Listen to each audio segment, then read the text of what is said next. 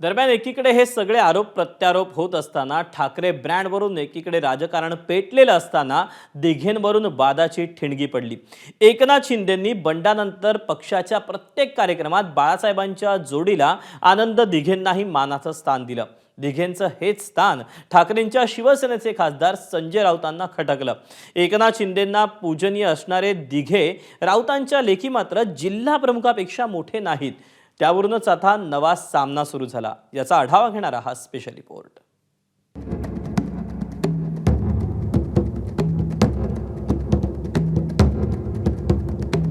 नरेंद्र मोदींचा 75वा वाढदिवस। पंतप्रधानांच्या वाढदिवसानिमित्त उपमुख्यमंत्री एकनाथ शिंदेंनी दिलेली ही जाहिरात आणि या जाहिरातीच्या वरच्या बाजूला डावीकडे शेजारी शेजारी छापण्यात आलेले हे दोन फोटो, एक बाळासाहेब ठाकरेंचा, दुसरा आनंद दिघेंचा। संपूर्ण जाहिरातीतल्या दोन्ही दिवंगत नेत्यांच्या फोटोवरून संजय राऊतांनी केलेल्या वक्तव्यामुळे राजकीय वादंग उठलाय। शेजारी आनंद दिघेंचा फोटो छापणं हा बाळासाहेब ठाकरेंचा अपमान असल्याचं संजय राऊतांना वाटतंय। का तर ते ऐकूया राऊतांच्याच तोंडून। तुम्ही ज्या मेंढ्यांच्या जाहिरातीचं कॅम्पेन करताय, म्हणजे त्यांचे नेते नरेंद्र मोदी आहेत, बाळासाहेब ठाकरे नाहीत ना। बाळासाहेब ठाकरेंचा फोटो नखा एवढा पण नाही। बाळासाहेब ठाकरेंचा आणि बाळासाहेब ठाकरेंच्या बाजूला तुम्ही शिवसेनेच्या जिल्हाप्रमुखांचा फोटो लावता। ही कोणती नवीन पद्धत आणली तुम्ही? ही कोणती आहे? आनंद दिघे हे आमचे प्रिय सहकारी होते। ते शिवसेनेचे नेतेही नव्हते, ते उपनेते नव्हते, ते ठाण्याचे जिल्हाप्रमुख होते। तुम्ही हिंदुहृदय सम्राट बाळासाहेब ठाकरे यांच्या बरोबरीनं का तुम्हाला बाळासाहेब ठाकरेंचा ब्रँड ह्या लोकांना खतम करायचा आहे का? अशा पद्धतीनं बाळासाहेब ठाकरेंचा ब्रँड अशा प्रकारे खतम होणार नाही। हा एक राष्ट्रीय कट आहे की बाळासाहेबांच्या बरोबरीनं तुम्ही अजून एक फोटो लावा। मिस्टर मिंदेला हे कळत नाही की बाळासाहेब ठाकरे हे बाळासाहेब ठाकरे, मिस्टर जे आमचे आनंद दिघे आहेत हे जिल्हाप्रमुख, शेवटपर्यंत जिल्हाप्रमुख होते।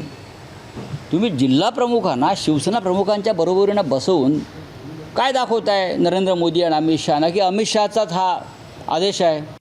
बाळासाहेब ठाकरेंप्रमाणे एकनाथ शिंदे आनंद दिघेंना दैवत मानतात। आयुष्यातील महत्त्वाच्या प्रसंगी दिघेंचा आशीर्वाद घेण्यासाठी ते ठाण्यातील आनंद आश्रमात आवर्जून जातात। अशातच संजय राऊतांनी आनंद दिघेंची कारकीर्द शिवसेनेच्या ठाणे जिल्हाप्रमुख पदापर्यंत मर्यादित केल्यानंतर शिंदेंची शिवसेना खवळली।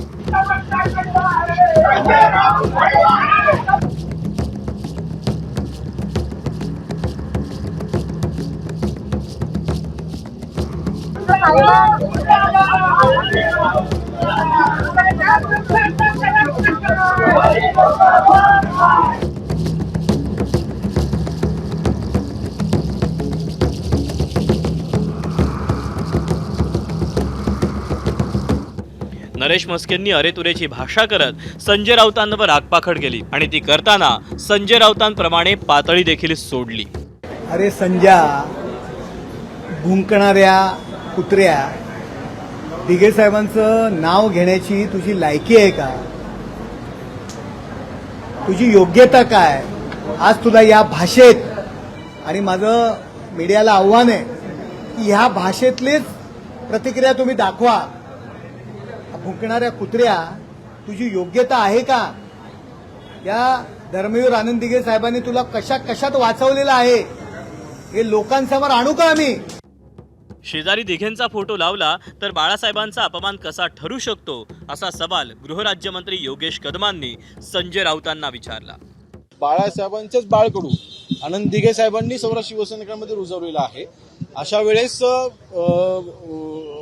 वंदनीय आनंद दिघे साहेबांचा जिथे पुतळा किंवा तिथे फोटो ठेवणं हा वंदनीय बाळासाहेबांचा अपमान कसा का होऊ शकतो? शेवटी पालघर जिल्ह्यामध्ये, ठाणे जिल्ह्यामध्ये, परिणामी त्यानंतर हळूहळू महाराष्ट्रामध्ये आनंद दिघे साहेबांना मानणारा वर्ग आहे। त्याच्याने वंदनीय बाळासाहेबांच्या वरती त्यांची कमतरता हे असं गृहीत धरणं अतिशय चुकीचं आहे। आनंद दिघे यांचा ठाणे जिल्ह्यातला करिश्मा हा त्यावेळेच्या राजकीय विश्लेषकांकडून नेहमीच ऐकायला मिळतो। आनंद दिघे यांना ठाणे जिल्ह्याचे शिवसेना प्रमुख असं म्हटलं जायचं आणि त्यामुळेच मातोश्री आणि आनंद दिघे यांमध्ये एक सुप्त संघर्ष सुरू आहे अशी चर्चा नेहमी ऐकायला मिळायची. एकनाथ शिंदेंनी फक्त पक्षाचं नाव आणि पक्ष चिन्हच नव्हे तर बाप म्हणजेच बाळासाहेब ठाकरेंनाही चोरलं असा आरोप उद्धव ठाकरे नेहमीच करत आले.